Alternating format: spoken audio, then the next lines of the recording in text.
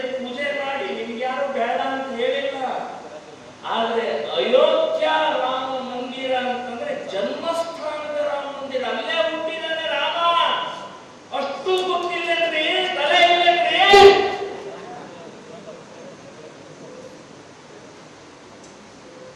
ಆ ದೆಹಲಿಯಲ್ಲಿರುವಂತಹ ಬಾಬರ್ನಿಗೆ ದೆಹಲಿ ಒಳಗೆ ರಾಮ ಮಂದಿರ ಇದ್ದು ಇಲ್ಲ, ಅದನ್ನು ಮಾಡಿಬೋದಾಗಿತ್ತ. ಅಲ್ಲಿಂದ ಅಯೋಧ್ಯೆಗೆ ಕಳಿಸಿದ ಅವನು. ದೆಹಲಿ ಒಳಗಿದ್ದಂತ ರಾಮ ಮಂದಿರ ಮಾಡೋದು, ಆ ರಾಮ ಮಂದಿರ ನೋಡದೆ ಅಂತ ಹೇಳಬಹುದಾಗಿತ್ತು. ಅವರನ್ನ ಮೀರ್ ಬಾಕಿ ಖಾನನ್ನ 1528ರಲ್ಲಿ ಅಯೋಧ್ಯೆ ಹೋಗಿ ಅಲ್ಲಿರುವಂತಹ ದೇವಸ್ಥಾನವನ್ನು ಹೊಡಿ ಅಂತ ಯಾಕೆ ಹೇಳ್ದ ಅಂತಂದ್ರೆ ಜನ್ಮಸ್ಥಾನದ ದೇವಸ್ಥಾನ. ಜನ್ಮಸ್ಥಾನದ ದೇವಸ್ಥಾನ ಹೊಡೆದ್ರೆ ಈ ದೇಶದ ಹಿಂದೂಗಳ ಹೃದಯ ಹೊಡೆದಂಗೆ, ಸ್ವಾಭಿಮಾನ ಹೊಡೆದಂಗೆ, ದೇಶಭಕ್ತಿಯನ್ನು ಹೊಡೆದಂಗೆ ಅಂತನೋ ಆ ಬಾಬರ್ಗೆ ಗೊತ್ತಿತ್ತು. ಆದ್ರೆ ಸಿದ್ದರಾಮಯ್ಯ ಗೊತ್ತಾಗಿದೆ.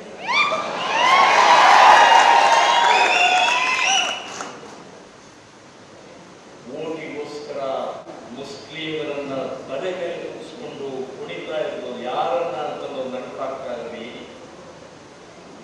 ಕಾಂಗ್ರೆಸ್ನವರು ನಾವು 22ನೇ ತಾರೀಕು ಅಯೋಧ್ಯ ದೇವಸ್ಥಾನದ ಉದ್ಘಾಟನೆಗೆ ನಾವು ಹೋಗೋದಿಲ್ಲ, ಬಹಿಷ್ಕಾರ, ಬಾಯ್ಕಾಟ್. ಬಹಳ ದೊಡ್ಡ ಪಾಪ ಮಾಡಿದ್ದಾರೆ, ಬಹಳ ದೊಡ್ಡ ತಪ್ಪು ಮಾಡಿದ್ರಿ ಕಾಂಗ್ರೆಸ್ನವರೇ.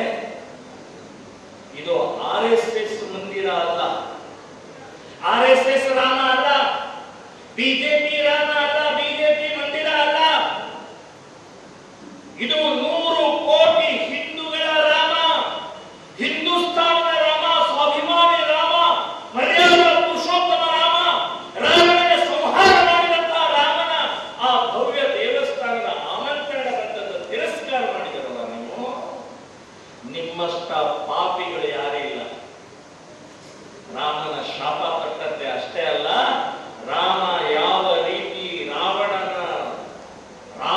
ರಾಕ್ಷಸರನ್ನ ಸಂಹಾರ ಮಾಡಿದೋ ಅದೇ ಮಾದರಿಯಲ್ಲಿ ಈ ದೇಶದ ಹಿಂದೂಗಳು ಕಾಂಗ್ರೆಸ್ ಅನ್ನ ಸಂಪೂರ್ಣ ಬದಲಿಸ್ತಾರೆ ಅಂತನ್ನುವಂಥದ್ದು ನೀವೇ ಸಿದ್ಧ ಮಾಡಿ ತೋರಿಸಿದ್ರಿ.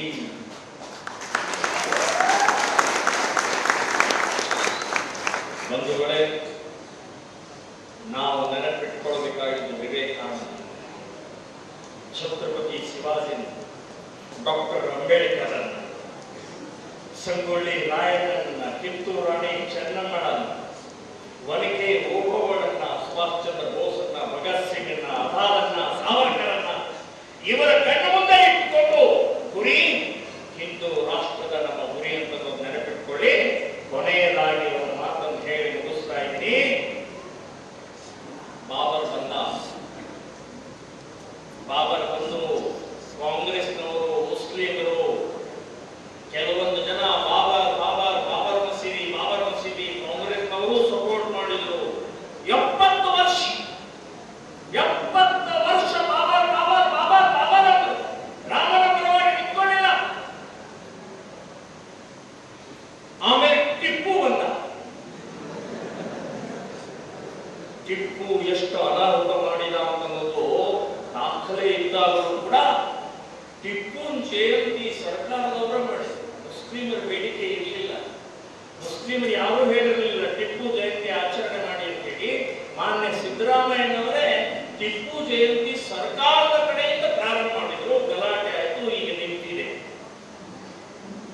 ಈಗ ಇನ್ನೊಬ್ಬ ಮಹಾಧೂರ್ತ, ನೀಚ, ದ್ರೋಹಿ ಇನ್ನೊಬ್ಬ ಬಂದಿದ್ದಾನೆ, ಔರಂಗಜೇಬ್.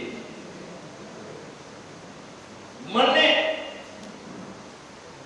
ಶಿವಮೊಗ್ಗದಲ್ಲಿ ಗಲಾಟೆ ಸಮಯದಲ್ಲಿ ದೊಡ್ಡ ಅಖಂಡ ಭಾರತದ ಮ್ಯಾಪ್ ಹಾಕಿ ಅದರಲ್ಲಿ ಮಧ್ಯದೊಳಗೆ ಔರಂಗಜೇಬನ ಕಟೌಟ್ ಹಾಕಿ ಕೆಳಗಡೆಗೆ ಕ್ಯಾಪ್ಷನ್ ಬರೆದಿದ್ದಾರೆ. ಏನ್ ಬರೆದಿದ್ದಾರೆ? ಜಗತ್ತಿನ ಶೂರ, ವೀರ, ಶ್ರೀಮಂತ ರಾಜ ಔರಂಗಜೇಬ್.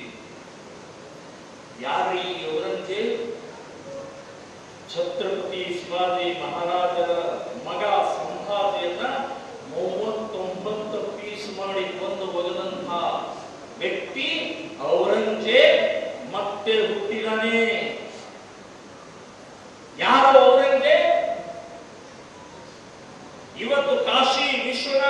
ದೇವಸ್ಥಾನ